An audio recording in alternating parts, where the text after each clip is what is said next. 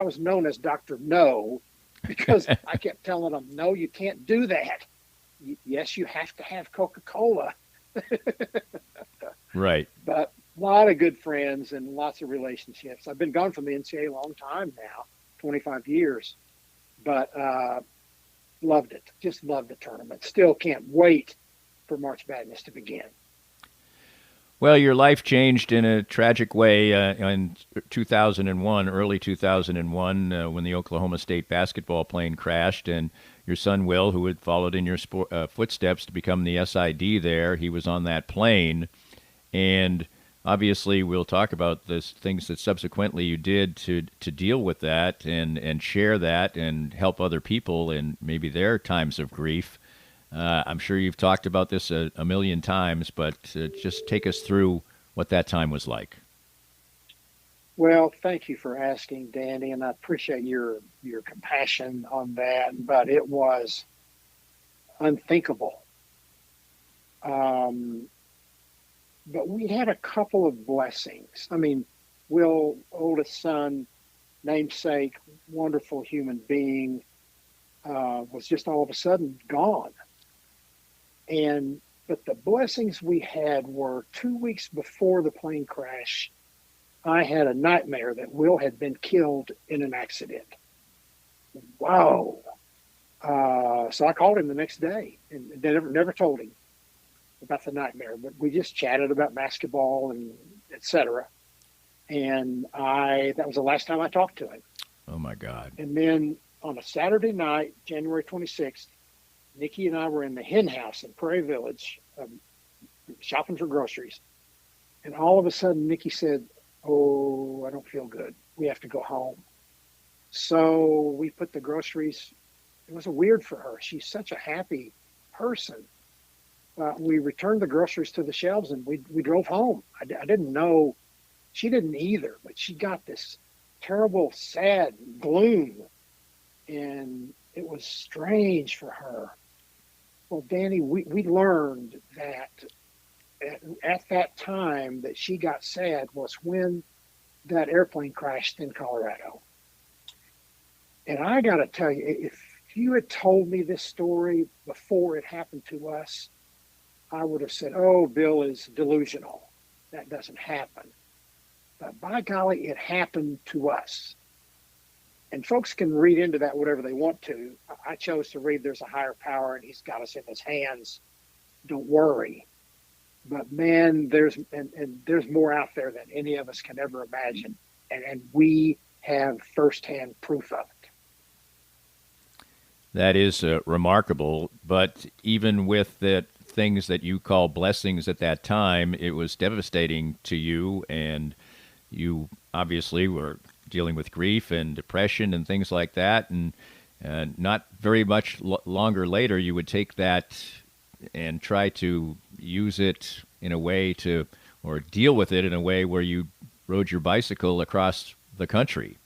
What was, I know you sort of came up with this maybe at a Royals game or whatever, but take us through that decision to uh, do that and go coast to coast on a bicycle within a 2 week span. Yeah, it after the paralysis of the loss of will began to wear off. And anyone listening to this who has dealt with grief understands that paralysis. I decided, Bill, you have to live again. This is what Will would want. But life is pretty short. And if you have dreams, you better grab them while you can. And one of my dreams had been to ride my bike across the country.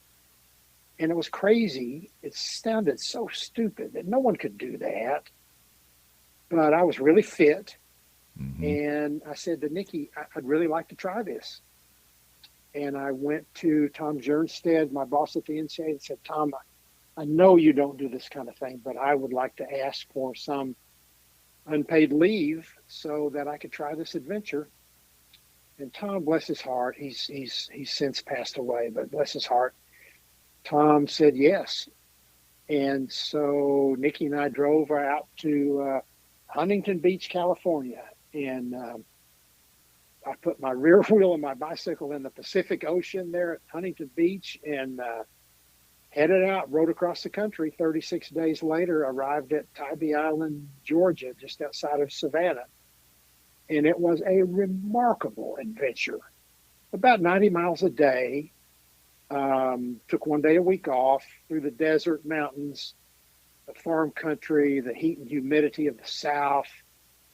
I'm just so lucky that I was able to do that. And I felt like Will was kind of riding along with me sometimes. I would talk to him on the bike. I hope some listeners are endurance sports people because they'll understand what I'm talking about. And if you're not, but you have dreams, man, go out and do them before it's too late. Well, you delineated all of this in your book, Riding with the Blue Moth. Now, that book came out about 5 years later. What was the process of deciding to do that? I'm a nerd. And so I had written a diary and sent it to a few friends and family. And each night I would write this diary. Well, people passed it along to others. And it came to the attention of a publisher who, after the ride, said, Bill, this is a remarkable story. You have a book here. You need to write it. You need to write it. And he happened to be a publisher. He said, I'll publish it for you, but you should be able to get a bigger publisher than me. So I sold the book to a publishing company in Illinois, and they gave me an editor who made the book better. I did write it all myself. I wrote a lot of it on airplanes late at night. Right. And then you don't really write a book as you wind up rewriting a book. Right. Yes. I probably rewrote it 9 times. Right. And then the first thing when I opened it up, I found something I wish I had written differently. That's what they say happens with books. Yes, indeed. But mine has reached a lot of people who are adventurers, endurance sports people, and people who have come into grief. And I still get calls and emails from strangers who say, Mr. Hancock, I know who you are. I know you're in sports, but this book changed my life. Man, that is so rewarding. Oh, my goodness. And people share their own grief stories. And I'm not trained as a counselor, but I have learned what you do with people in grief is you listen. And because I'm a newspaper guy, I'm a listener. That's what you do. Listen.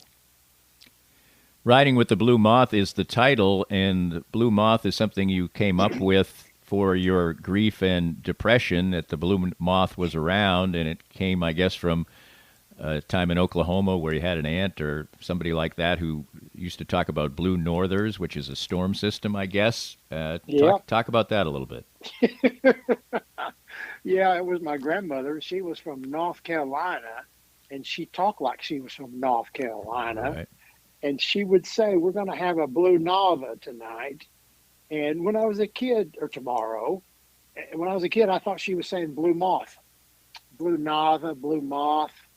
And it was really scary. But I remembered the blue moth, and it became my metaphor for grief. And when I got sad, I envisioned the blue moth riding into my life, maybe sitting on my handlebars, my shoulder, my desk at work. And so that was the metaphor for the grief. And you always know in grief, if you're lucky, you know that the grief will go away. That, man, I'm feeling real sad right now. But I know, like a roller coaster, I'm going up, but I'm going to go down eventually.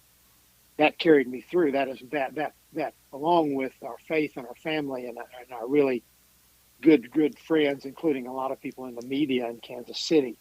But the blue moth would fly in and fly out. And then when it was in, bugging me, I knew it would go away. And how long did it take for the blue moth to not be around very much? Still comes, Danny. Still comes. Not as often. And when I do get sad and missing Will and wanting to talk to him and talk about college football and basketball, I get sad. But I don't stay sad for long. So yeah, the blue moth's still here. Accompanying you on the logistics of this trip obviously was Nikki, and that's sort of a metaphor for the fact that she's been along all along and still is with you, and you travel a lot and do all kinds of things. Your remarkable journey with her has been lifelong. Yeah, she's my best friend. Um, she was a high school English teacher. She started at a school called Olathe High School. Funny to think about Olathe having one high school, but they did when Nikki Hancock started working there. And then she moved on to Olathe East. We were at a bowl game one time, and Nikki was in the sauna in a robe, and this lady comes up to her similarly attired, and the lady said, it was in Miami, and the lady said, "Are you Mrs. Hancock?" Nikki said, "Yeah, I'm Nikki Hancock." And it was Sarah Fuhrborn Harbaugh, Hmm. Jim Harbaugh's wife, who was Nikki's student at Olathe East High School. Wow. And what are the chances of that? And I made eye contact and a little wink and a wave with Sarah on the awards platform last Monday night down in Houston. And I know we were both sharing memories of Olathe days and her days as Nikki Hancock's student. And you raised the family, and now have grandchildren and such. And I know on your 50th anniversary, you took a cruise with them, and that must have produced some great memories. But to have a lifelong partner like that's a very special thing. Yeah, really remarkable. And she loves sports. Nikki loves to go to Royals games with me. We share season tickets with some friends. She loves to watch college basketball on television. She gets a little too emotionally involved when the Jayhawks are playing. but, and we have three grandchildren. Granddaughter is 23. She's a newspaper reporter in Norman, Oklahoma. Grandson number one is a drama major at Webster University in St. Louis. And grandson number two is a senior at Blue Valley High School. And he wants to become a sports broadcaster. Can I hook you up with him, Danny, and have Certainly. you talk him out of that? I might be the right person to do that.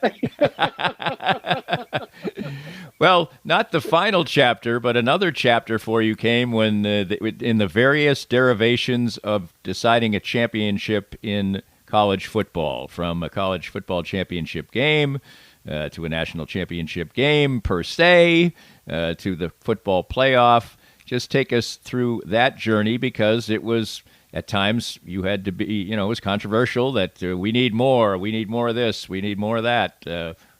Tell me what that was like, and the switch from basketball to football. Yeah, I love that tournament, as I said, but the conference commissioners who ran the BCS called me and said, "We're looking for a full-time administrator, and we want you to come interview for it." And so I did, and they offered me the job, and I took it. For me, it was leaving the sport that I loved, but really returning to my roots as a college football person. Because when I grew up, the tournament wasn't near what it was today, and really all we had was college football. So I was delighted to return to college football. Nikki's brother was a newspaper man in Oklahoma, and he called me the day the release came out about me joining the BCS, and he said, "Bill, you are crazy. Do not take that job." And the BCS, yeah, it wasn't popular. It wasn't terribly popular, but we would not have a college football today if we hadn't had the BCS. And I soldiered through the BCS, and then when the playoff was created, the commissioner said, "We want you to stay on and take care of it." And I was the only employee of the CFP when we started. And the commissioners, my bosses, said, "Make it happen. Get a staff, get an office, make it happen." And no one will ever, Danny, will ever have an opportunity as awesome as the one I had to be able to start this event from scratch.